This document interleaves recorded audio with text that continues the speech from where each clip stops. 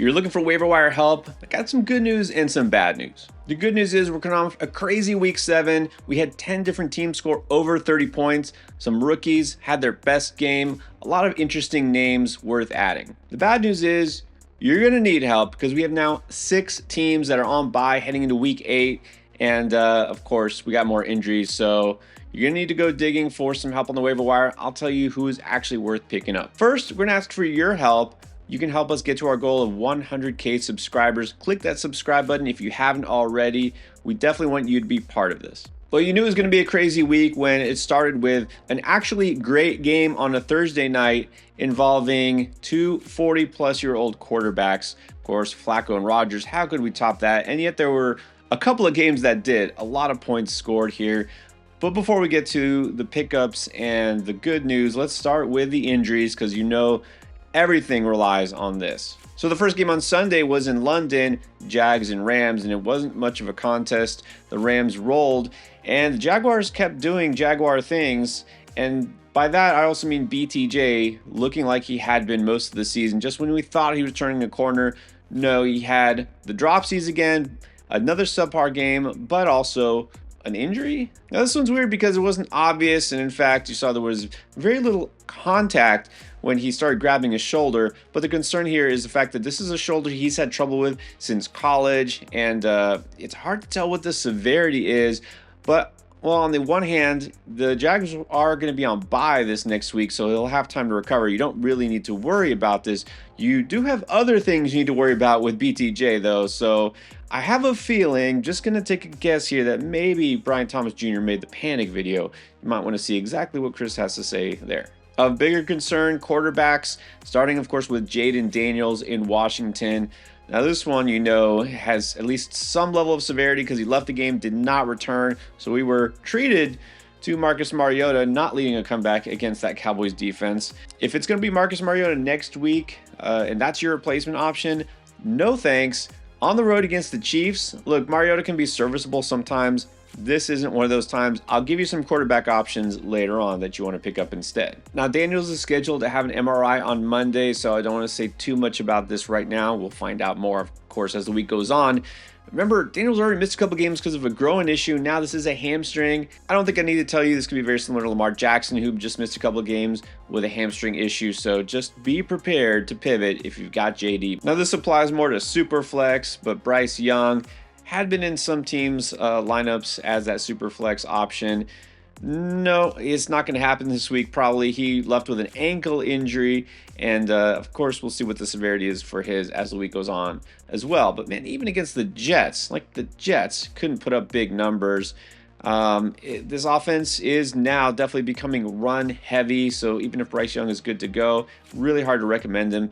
But don't be surprised if we do see Andy Dalton out there. And look, I'm going to talk about a Panthers player a little bit later on. Just keep in mind that the move from Young to Dalton might not be bad for the receiving core. It's all bad for the Dolphins these days, losing to Cleveland, getting pounded by Cleveland in the dog pound there, and then adding injury to insult. Darren Waller, one of the few good things they had going there, he left with a pec injury. So yeah, no more good things for the Dolphins. Kendre Miller of the Saints, just when he had been kind of eating into Alvin Kamara's workload, well, he left with a knee injury here. Obviously, knee, not good. So Alvin Kamara did not exactly benefit in terms of going off for fantasy, but it looks like he's possibly on the way to being a workhorse again if Kendre Miller is out for a couple of weeks. And then maybe fantasy owners and Jets fans could just breathe a sigh of relief. Don't even have to think about Justin Fields anymore. Well, he left temporarily with a concussion and then came back, and then he was benched. Yeah, I'm not saying it's over, you know, for the rest of the season here for Fields. I mean, it's over for the Jets. Like, let's face that. But how can you trust Fields anymore at this point? So just keep in mind, no guarantee he's even starting from here on out. Now let's talk about the top waiver wire pickups for week 8. And keep in mind, I'm not going in order of priority. That would be foolish because it doesn't make sense. It depends on your team, what you need, of course, who's available, but also, you know, what helps your team. So we're actually going to go in order of ownership rate across most of these leagues. I mean, we never know who's actually out there. And so I'm going to start with a guy that we had almost all but given up on. Travis Hunter. That's right, first round pick, Travis Hunter. I mean, we already panicked about BTJ already, and then he started at least do some things the last couple of weeks. Travis Hunter had done nothing. Last week, he totaled 15 yards receiving. His high on the season had been 64, hadn't scored a single touchdown all season long. And then you can forget all that because he went off naturally in week 7. Hunter had his first 100-yard game with 101 on 8 catches, his first NFL touchdown, and he led this team in targets with 14. That's not just leading the Jags, this is a high margin for any receiver. What's especially noteworthy is the fact that he didn't even play a single snap on defense in the first half. So talk about this whole thing, like the wide receiver versus cornerback, this balance here. What are they going to do? It's been going back and forth every week, and it's hard to tell what do they want him to do here. And he actually had been leaning more towards defense lately, and now it was the complete opposite. It shifted him towards receiver. And I go say, well, what about the BTJ injury? Was this it? This really wasn't it. BTJ was out there almost all game. He just wasn't very effective. This looks like it could be more related to the fact that they're having a hard time trusting BTJ in terms of throwing it his way, that he's actually going to secure the ball. And Hunter, well, he showed that he's a reliable target for Trevor Lawrence. Now, a couple of things here, a couple of notes that, yes, I know I hate throwing cold water on the parade here, but look, first of all, this game was 21-0 at halftime. It was all Rams. The Jags had to throw the ball a ton because they were getting stomped. So that target share, right, to some extent, the number of targets, both he and, let's face it, Parker Washington got a lot of targets here too. It's because they just had to throw the ball. That's not going to happen every week. Also, the Jags are on bye, right? They're coming back from London. They're not even playing next week. You can't use Travis Hunter next week. So if you're in need of a receiver who can plug and play and help you during one of the bye-apocalypses here, he's not it, all right? So in your more shallow leagues, the ones where he'll actually be more likely to be available, yeah, he might not be the move. But look, if you can grab him and stash him, it's at least worth it. Whether Brian Thomas Jr. is hurt significantly or not, Travis Hunter at least showed now he's got some upside. Now, running back, some teams have been stashing Aaron Jones and waiting for him to return, and some have not. And then, of course, that tough decision you have to make when a player's been sitting on IR and then you have to activate him. Sometimes that's when players let him go because they're happy with what they've got. So check and see if Aaron Jones is available. There's a decent chance he is. He's available in about a fourth of all Yahoo leagues. And like I said, that might even decrease as soon as he's activated. No guarantee right now. I can't say for sure he's being activated, but it sounds like it. Rumors are, right? Sources say that he's 100% ready to go. Maybe could have even been active if he wasn't on IR. So this means there sounds like a decent chance that we see Aaron Jones going forward. Now, as far as Jordan Mason goes, he started out the season looking really solid. That efficiency has definitely decreased. But here's another thing you know about Jordan Mason. He does not catch passes. Mason didn't even get a single target in week 7. And across 6 games that they've played, he has a total of 9 catches. Aaron Jones will probably get that many in his first couple of games back. And so this is more floor than ceiling. I mean, this is going to be a split, right? It's going to be Mason on the early and short yardage downs. It's going to be Jones more on third downs, passing downs. But Aaron Jones, for what it's worth, if he's healthy, I still think he's got enough juice left. Remember, just last year, first year as a Viking, he averaged 4.5 yards per carry. Didn't look great in his first game this season, but again, we can't only, extrapolate so much from one game and, part of a second game before he got hurt. And so I think Aaron Jones does still have upside as long as you don't rely on him as your weekly RB2. That might be going too far. But again, the buys are here, injuries are here, and Jones has some upside in this offense. Maybe not crazy upside, but I think people are still sleeping on Romeo Doubs, who is still the number 1 receiver for the Packers.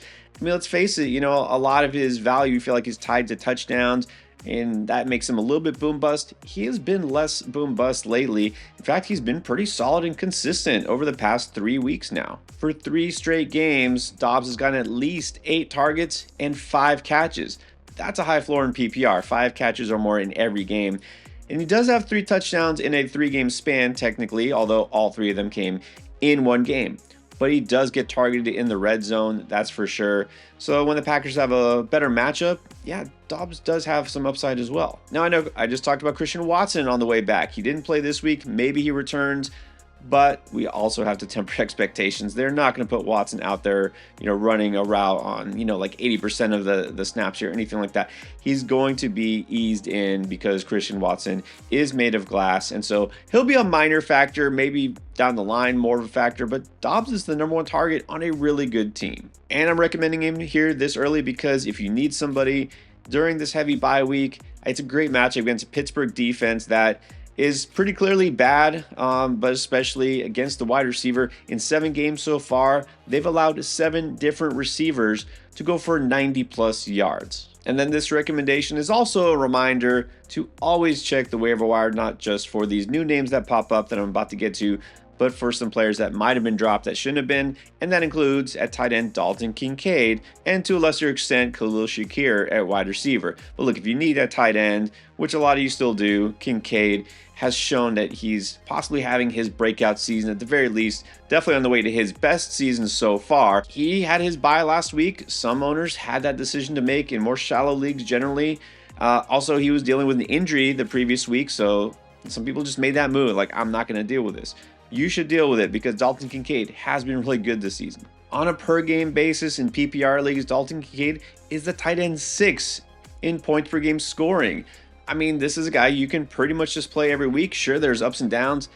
Name me a player who isn't volatile to some extent. Kincaid is in that offense. Yeah, I think he's a strong pickup if he's out there anywhere. And it just so happens they play the Panthers this week, which we know are still the second worst versus the tight end.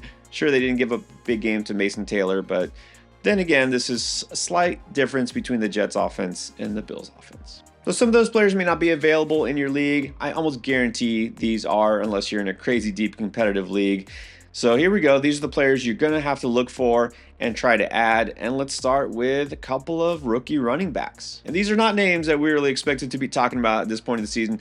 No, not Travion Henderson. We're still waiting on him. In fact, I don't even know how long we're going to want to wait for him. No, how about Brashard Smith for the Chiefs? Now, I mentioned Smith as a stash candidate and beat the breakout a couple of weeks ago. Andy Reid himself came out and said, we're going to get him more touches. We're going to get him involved. And he looked like a big liar because the next week his touches went down. He did nothing. But this was the week where Brashard Smith actually got involved, and not just as a rusher, but as a receiver. Remember, this is a guy who played out of the slot as a receiver in college. He's a great receiver for a running back. And now all of a sudden we're seeing him being used in both ways. This was all about Rashee Rice coming back, right? The Chiefs receivers are healthy, and so why would they need to throw the ball to some of these other guys? And yet they use Brashard Smith quite a bit. In fact, it's kind of crazy. You look at the box score, so Rashee Rice did lead the way in both targets and receptions for the Chiefs against the Raiders in Week 7. Brashard Smith was second in targets and receptions for the Chiefs. Yeah, ahead of Worthy, ahead of Juju and Kelsey, and ahead of everybody else. While 5 isn't a huge number, it's pretty good for a running back. 5 catches, 42 yards. He also ran the ball 14 times. So in all, even though the yardage and the efficiency wasn't great, I mean, look, you're talking about a running back on one of the better offenses now in the league. We can finally say that again about the Chiefs. And he's getting almost 20 touches. Now, I do think part of this was the Raiders. They were destroying them. I mean, Mahomes actually got to sit for the entire fourth quarter because they just didn't need him.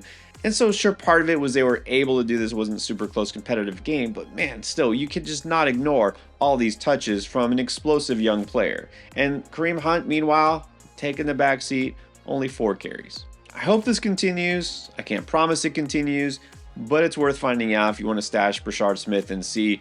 And it's not a bad spot next week against the Commanders defense that just got lit up by the Cowboys. How about another 7th round pick who now is emerging in his backfield? We thought for a Kyle Monaghan guy that it would take a swift injury for him to be relevant.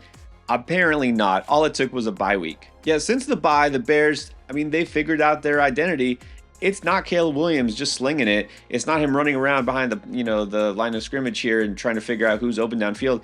It's running the ball, and somehow they're doing it with both these guys. DeAndre Swift just looks like a different guy. Before the bye, the first 4 weeks, he was horrible. He was one of the least efficient running backs in the league, and all of a sudden, back-to-back 100-yard games. I say that with a look of incredulity on my face because not only did Swift go from averaging less than 3 yards per carry for a month to now over 7 yards per carry over the last 2, but he's also doing it while splitting work with another running back. Yeah, Kyle Monaghan guy actually got almost as many carries here as Swift. They're actually sharing the early down work, and Swift was the only guy getting work near the goal line first month of the season, and now all of a sudden, Monangai this week got his first goal line carry and a touchdown. So to some extent, yes, this was game script, right? They're running from ahead way early on, right? They jumped up early in the first quarter over the Saints, and it's the Saints, right? Not exactly a fearsome defense, so that obviously plays into it. But Monangai got 13 carries, and this wasn't a blowout. The Saints came back and made it competitive.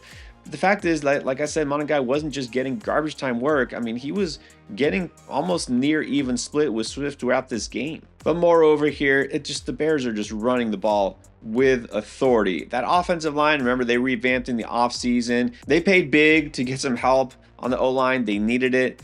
It is paying off now. And in fact, just the last 2 games alone, since the bye, since they've kind of figured out their identity, Ben Johnson's decided, yeah, the thing we did in Detroit with like Gibbs and Monty, we're going to try that. It's working. They've got 367 rushing yards over the last 2 games combined. And so even though you're like, yeah, he's behind Swift in this backfield, he is technically still, but it's getting closer. But besides that, he is an option this week because they get that Baltimore defense.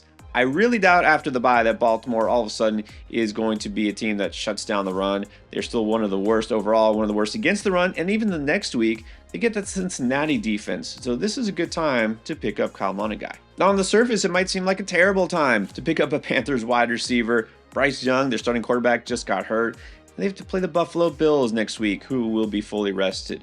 But somehow these 2 things might actually work in favor of Xavier Legette. Now, first of all, I'm talking about Xavier Legette because he just had himself his best game of his young career. 9 catches, 92 yards, and a touchdown. You know, he got that short touchdown early in the game. I was like, okay, that's fine. We've seen this before, right? A couple weeks ago, he scored, and that's kind of all he did. He's a decent red zone threat, right? He's got a bigger body. He can make those tough contested catches. But then they kept targeting him over and over and over again. And while Tet was, covered by Sauce Gardner, to be fair, that's why he didn't have a great game. But Legette showed that he finally can be a reliable target. We're all excited about Jalen Coker coming back. He had only 2. Legette's 11 targets are a new career high.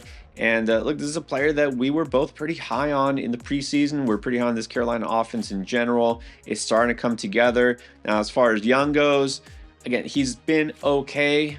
But if you're just looking for help for the receivers specifically, I'm not talking about in real life or the offense in general and managing things. Yeah, sure, Dalton will throw some interceptions. I don't know if he's better for this team to win. I don't care.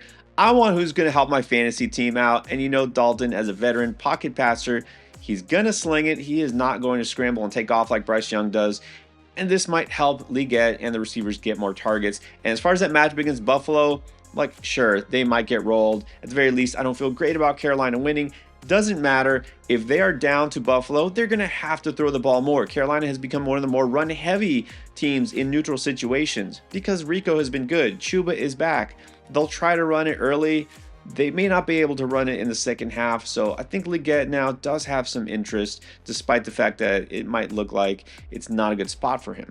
All right, now back to the rookies and back to tight end help. If you can't get a guy like Dalton Kincaid, which is understandable, look, just grab a Ronnie Gadsden. Don't care about the matchup. Don't care about anything.